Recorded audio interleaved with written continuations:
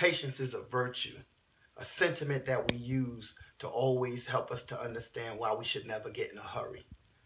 But I want to challenge you in another area because you got to remember also, though patience is a virtue, time waits for no man. Meaning that no matter how long you wait to go forward, time is going to still keep going forward. So you got to make up in your mind, when is the time going to begin for you? When does your greatness actually start? Or has it already started? You just haven't caught up with it. Because the one thing I've learned that God challenged me with is that time is never meant to be refunded. It's only meant to be redeemed. And it only is redeemed when you step into that dispensation of that time. So my thing to you is, what is it that you've been putting off? That you've been laying back, saying, waiting on some miracle to fall out of the sky before you step out on it? That you've been saying, oh, I'm just being patient. I'm just being humble, waiting on God. Well, at the end of the day, God ain't waiting on, hey, God is not waiting. He's waiting on you. When you coming?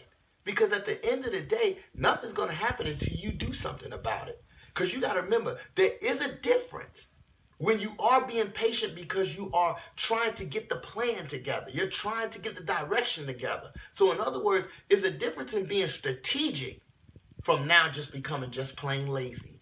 Sometimes that's what we suffer from. We get lazy because we expect what we want to go. We expect to get great things, but at the same time, we don't want to do the great things it takes to get it. You got to start. We have to discipline ourselves. You have to discipline yourself if you're ever going to achieve that greatness. Because that greatness is not going to come while you're sitting on your butt doing nothing. Even Jesus knew he had 3 years to get this thing together before he died. So I'm asking you, how much more time do you have to spare before the dream that you have inside of you dies?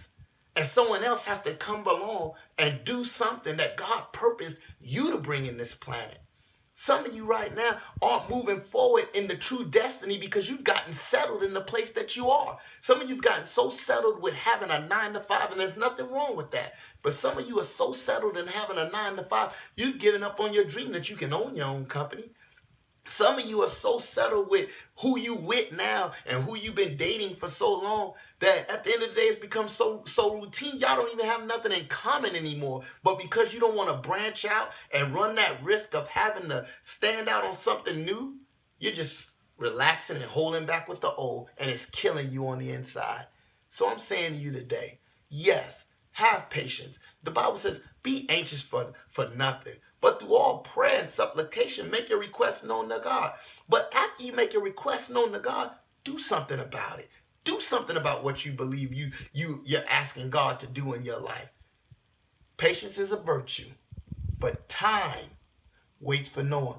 How much time? Ask yourself, how much time have you lost? And then ask yourself, how much more time can you stand to lose? And then that will determine how much time you're getting ready to gain.